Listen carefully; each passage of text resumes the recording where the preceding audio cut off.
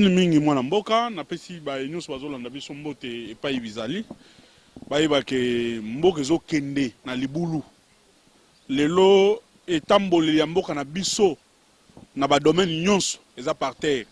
Respect ya ba texte ya moboy ke olu kunzi, respect ya ba texte o mususu organique et spécifique eza respecté te. Traçabilité à mon solo na kata ba institution ya mboka lelo eza clarté. Bref, la bonne gouvernance n'existe pas, le respect des textes n'existe pas. Ils n'allaient pas sinamawa. Mais il y a mon tout à Robert à cette lilo. L'État moini, le député à FCC, le télémili maramouyaram, pour en harmonie la population. Demande à la population les population a sengi ram et longwa. Population a sengi qui basse à longwa. Mais l'union sacrée na IDPS ba boy. Ba lobby que qui basse à koki kolongwate. Ba lobby que qui basse à koki kolongwate parce qu'il est membre de l'union sacrée. Et puis toyoki ne kokabunda biso que makambu ya ram ce n'est pas une affaire ya Kibasa, mais au contraire c'est une affaire ya RTPC ou les services rattachés à la présidence de la République. Nous savons qui sont à la présidence de la République. Moutazali la présidence de la République, initiateur, il y a une sacrée, chef de l'État. Moutazali la présidence de la République, directeur de cabinet, n'a pas conseiller, au Bazali va membre à IDPS na union sacrée. Donc, RAM c'est une affaire, il y a IDPS na union sacrée. Et nous disons, comme RAM est un fondement, je vais vous soutenir, notamment gratuité et enseignement. RAM est une importance. Il y a juste une catégorie de personnes qui ont bénéficié d'un prélèvement, il y a taxe. Mais moi, Namboka, tout à la clé. Nous sommes dans un État qui se veut démocratique. Nous sommes dans un État où les textes doivent être respectés. C'est que gratuité et enseignement. Ils allaient financer dans source il y a mon solo. Mais c'est que gratuité et enseignement, ils allaient pris en charge par RAM. Ceux qui vont confirmer que gratuité et enseignement, ils allaient pris en charge par RAM, gratuité et alité. Pambate, même banana biso mike à 7 ans, 5 ans, 8 ans. Oh bazor ba téléphone, basala ba téléphone, RAM azali ko zo bango mon solo. Soda azali na front. Azali na besoin ko solo na moi siné na banana ye. Atia unité RAM ali yango. Médecin azali na ndako ba benye na lombar na l'hôpital. Parce qu'il y a une intervention à faire. Infirmier atia unité RAM ali yango. RAM ezo memela biso nini. Et puis il aura pas ses alliés. Tobo ite ke RAM ezala. Même mon solo bazui ba tia yango wapi. Nani azo gérer yango et puis esali nini. Donc de Kotibé n'a comprendre yo RAM ezali bénéfique hein pour le pays parce que il faut le dire na bamboka va pas il y a même chose ba prélèvement il y a ba taxe ba mobile wana et ça la mara ezali la première na mboka na biso Congo pour yo il faut qu'on réajuster justement canalisation il y a ba frais o ezali prélevé na service RAM bato basali mimbeko ngala za légaliste. Ce que vous avez le fondement est biaisé, la suite ne peut aboutir à rien. Le fondement est déjà biaisé. Qui passe à l'Assemblée nationale. À quoi qu'il y ait ceux qui ramènent la taxe ou les impôts. Il faut le grand pays gouvernement, projet ou un gouvernement. Wanezali gestion d'excuses. Ceux qui le sont banana et même bané pas muzito matata. Donc bango bato ba yeli biso lelo bazo gérer union sacrée na ba sous-traitant na. Tant qu'on va gérer le dossier mais ça va t'engager. Parce que ce dans un contexte wana minembwe ezaka signé par matata. Pour nani tant qu'on va yeba tangaraté. Ba ke tsango l'application malamuko. Yango to bengi amateurisme. RAM ce que ezaki signé par matata. Ezaki dossier non appliqué. Tant qu'on va yeba pour nani ba tanga kangote ba yeba contenu nango. Ce qui tozongi moi sima. Procès projet 100 jours comme un procès. Ezaki pe dossier Kabila.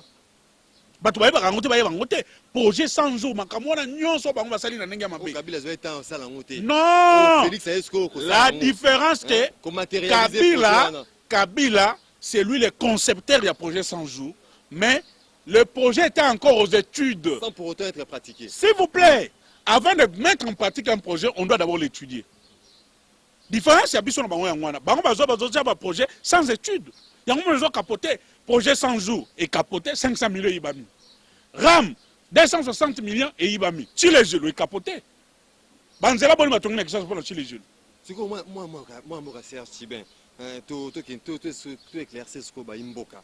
To mona qui était ba parlementaire, il y a Union Sacrée, bazala qui kuna na rencontre pour na koluka ko harmoniser ba vie na makambo etali ram, mais compromis vraiment ezaki dégager de royoka, mona mboka Eliezer, alobi était ba député ba parlementaire ba kotambola selon volonté ya population. Tout le monde peut m'entendre kuna FCC ba mati na vitesse supérieure, motion de défiance contre ministre ya PTNT. Pe bato FCC bazali koloba ete bino pense que vous allez payer FCC, vous allez koloba ete ba taxe vous allez prélever pa ba imboka ba zongisa yango ministre pe alongwa na gouvernement. Est-ce que ninge ba kambu vous allez kotambola? Omoni est-ce que décrispation ya crise ezali ko sekwe mboka ezali possible ou bien le fait que ba acteur politique bazali ko kanate oya loba mukomuna kamuna ye oya loba pe na ndenge na ye ezali ko crisper kaka situation na mboka na biso Congo.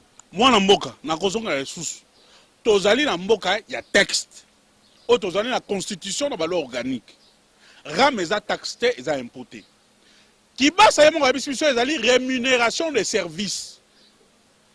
Rémunération des services na monoko na biso tokobenga ngo nini, c'est-à-dire au sali musala et pas ya mutu to saleli mutu musala après mutu na futi ombongo yo na ngai ministère a pétenti que sali biso musala nini pour kibasa kata biso unité ezalité. Donc ram ezali escroquerie ezali moyibi bazali ko protéger ba téléphone so le long moi mo ratiba ngai na zana télé moi si na ngai non lokuta munene moi si na ngai il y a même pas une semaine téléphone bungi to bengi ba numéro de service ram lokuta ba congolais ba se belé soki na kosi ba compte dinga o ba bongi si ba téléphone ba se belé na kisasa ba bengi boni ba to ram ba répondre bango ba retrouver ba téléphone ezali lokuta. C'est une escroquerie étatique à ciel ouvert. Sikoyo, Makamolobi, il y a fleuve Congo. Et les airs Tamboué seront sanctionnés en 2023. Bango va enseigner pour Loulou. Ils seront sanctionnés. Et les airs Tamboué, élu du peuple Moko ya Mwasi, Azolo Blama Mwa, Ramatel Million d'Assemblée nationale, tout le monde les airs Tamboué, Azo Benancé, Mama Wana. Et à qualifier bango corrompu mbongo etambolaki tango zali corrompu te yo zali ko ndima conscience ngai na yo ngai na yo tozaki na plénière wana te mwana mwasi aza député national tango aleki na perchoir ya assemblée azoloba maye wana azali na bapreuve mbongo etambolaki est-ce que oyoki teke lelo bakendaki na fleuve Congo alobi boye nous vous informons tozo informer peuple boye bake FCC déposé motion ya défiance. Mais 2 jours au eleki, ba député à Union Sacrée, ba fandi, ba lali na fleuve Congo Hotel. Merci. N'a pas besoin d'information, ba konzina bango, ba zola la kuna. Ba pesa ki bango sur les autres tambola pour protéger ki basa. Donc peuple, eloko kocha mutu na yo. Soki ki basa alongwete, soki rame longwete, c'est parce que l'UDPS n'a pas sous-traité dans l'Union Sacrée, ba boy kolongwa ki basa va protéger. C'est ça la conclusion. Et puis, les députés, qui bino, qui va la peuple, les airs tamboué. Il faut qu'on sanctionne en 2023 parce que Batouana, comme il y a un peuple est tel le sous-souté.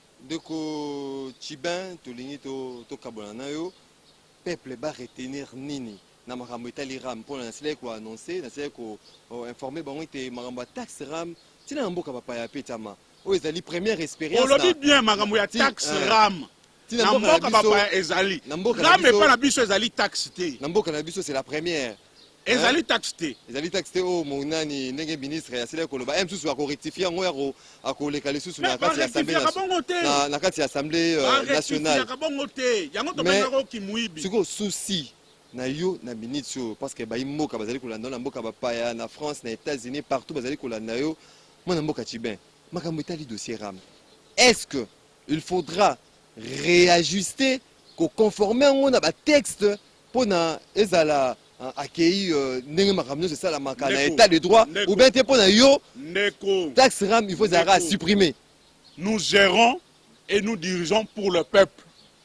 Baye bazali ba élu du peuple na ba sénateur na ba député bazali na pour le peuple yemo ko lobi ba lingi ramte bato bazo gérer biso balobaki le peuple d'abord so bayokelaka peuple balongola ram soki ya solo bazali pour le peuple veut que ram elongwa.